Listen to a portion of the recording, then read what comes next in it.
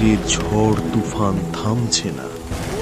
শোঁ শোঁ বাতাসের শব্দ যেন ঘরে ঢুকে আমার রক্ত জমিয়ে দিচ্ছে। ধুম ধুম করে বজ্রপাত হচ্ছে। প্রতিটি চমক আমাকে আরো ভয়ের দিকে টেনে নিচ্ছে।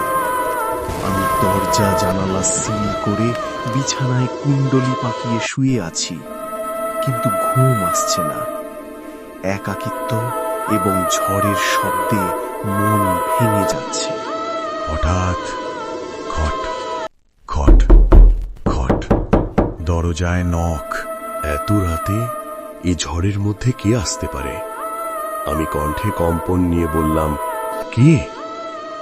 কোনো উত্তর নেই।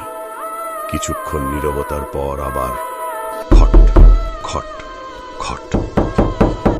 আমি শ্বাস নিতে পারছি না, ভয়ে হাত কাঁপছে, কিন্তু ধীরে ধীরে দরজার দিকে এগোই। দরজার হাতল ধরতেই মনে হলো শরীরের সব শক্তি চলে গেছে। এক নিঃশ্বাসে দরজাটি খুলে দিই। দরজার সামনে দাঁড়িয়ে আছে রফিক, আমার বাল্যবন্ধু, স্কুল কলেজের সেই রফিক। কিন্তু তার চেহারা ভেজা, এলোমেলো চুল, চোখে অদ্ভুত অন্ধকার। হাসি আছে কিন্তু প্রাণহীন। আমি ঠাকুমার মতো দাঁড়িয়ে রইলাম। তার কণ্ঠ ফিসফিস করে বলে উঠল, ভেতরে ঢুকতে দিবি না। আমি পিছু হটার চেষ্টা করলাম, কিন্তু পা জমে গেছে। মনে হলো আমি আর আমার শরীর আলাদা। রফিক এক পা ভেতরে রাখল।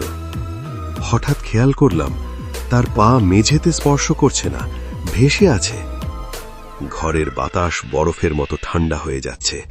লাইট টিমটিম করে নিভে গেল। প্রতিটি বজ্রপাতের আলোয় তার চোখের কালো গর্তগুলো আমাকে দেখছে। মৃদু ফিসফিস শব্দে বলছে, তুই আমাকে ভুলেছিস। আমি চিৎকার করতে চাইলাম, কিন্তু গলা থেকে কোনো শব্দ বেরোল না।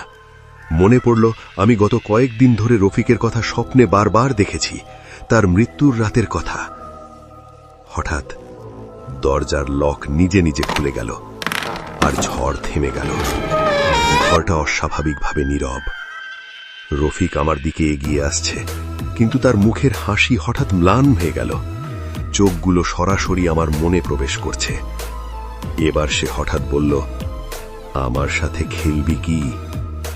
আমি জ্ঞান হারিয়ে ফেললাম। মাথার ভেতর একবারে ফাঁপা হয়ে গেল।